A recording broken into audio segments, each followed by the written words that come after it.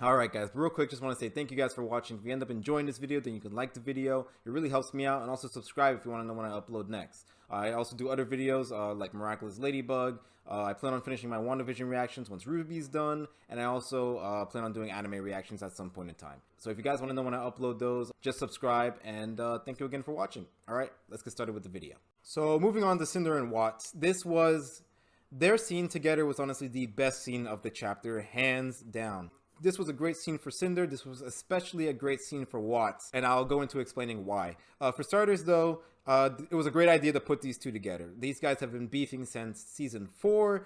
They have the first scene that these two were in, that you can tell that Watts didn't like Cinder and Cinder didn't like Watts. So having them be together and have to like work together because they were the only ones left, it was a really great pairing, a really great idea.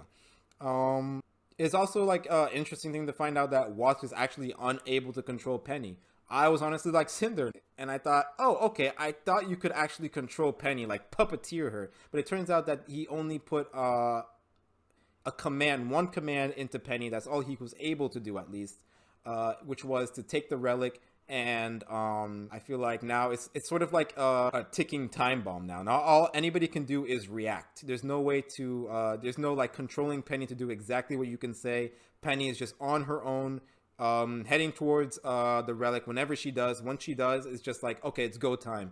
There's no time to waste. There's no stopping Penny. All we can do is just be prepared for when the final fight happens. So I thought that was a really good idea. Also, I guess destroying Penny was Watts' idea. I don't know if James told him to do that. I don't know if it was Watts' idea completely, and he like slyly put in that command. Whatever the case, though, it seems like Ironwood wasn't the one that, like, you know, put it in himself. And then, of course, talking about the butter on the bread, Watts just going off on Cinder. Oh my god. Like, let's talk about Watts first. I feel like, honestly, the series has been failing him, like 100%. For one thing, we have been in his hometown for 2 volumes now, and I don't feel any closer to Watts until something that he says in this chapter. But before, I didn't feel any closer to him than I did in volume 4.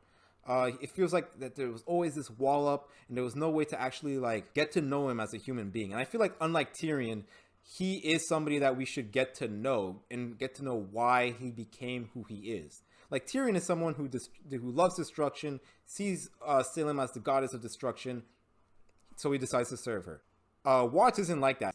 He has, for one thing, sense, and it seems like he wants to be recognized, and I want to know why, and I want to know exactly how he left, why he left, what the hell was the Paladin incident.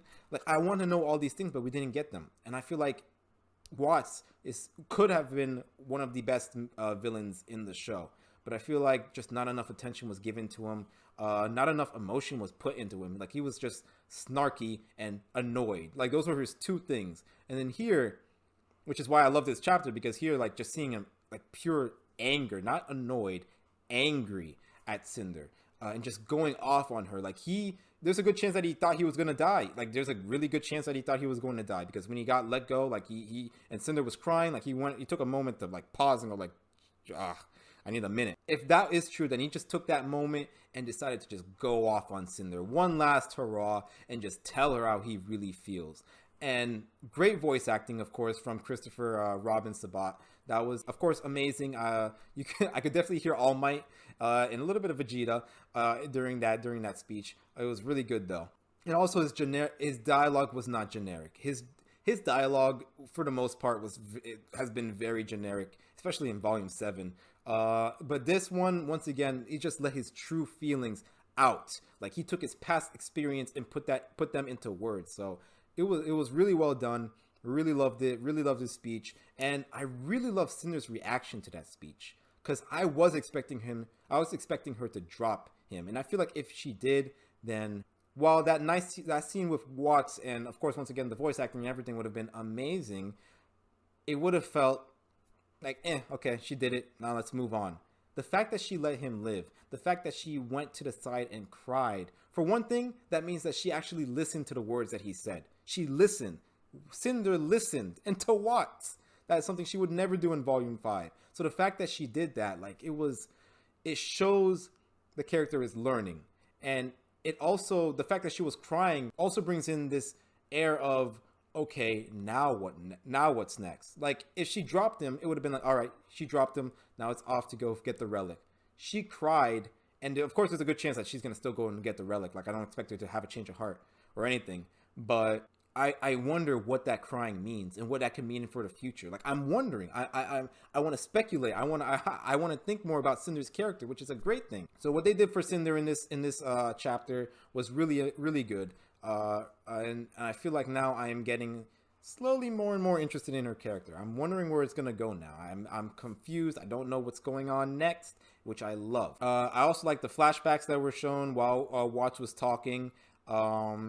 It was really good with the static and the red. It was very intense. Now, I don't think that she is going to get redeemed at all. I feel like she is still going to be evil, but I feel like this helped her be better at being evil. For one thing, I think this is a hint that when Cinder sees Emerald again, she's not going to berate her or attack her, but instead she's going to lift her up. Similar to Salem, Cinder is going to think, she's going to notice that Emerald is a very important piece. She is very OP. She has great fighting skills. Her semblance is amazing. She's going to realize that she needs her, and what Cinder's going to do, instead of push her away because Emerald is getting to that point, she's going to embrace her. She's going to give Emerald exactly what she wants and then solidify Emerald at her side. I feel like Cinder and Emerald and maybe Neo are gonna fly away and do their own thing, be their own evil. Where that could lead to, who knows? But yeah, I do think that Cinder is going to learn from this. It's going to be a better villain, and is going to use her newfound enlightenment to manipulate Emerald even more. And then finally, I want to talk about this line that I really liked from Watts. And he says, "You can't be deserving, you have to be worthy."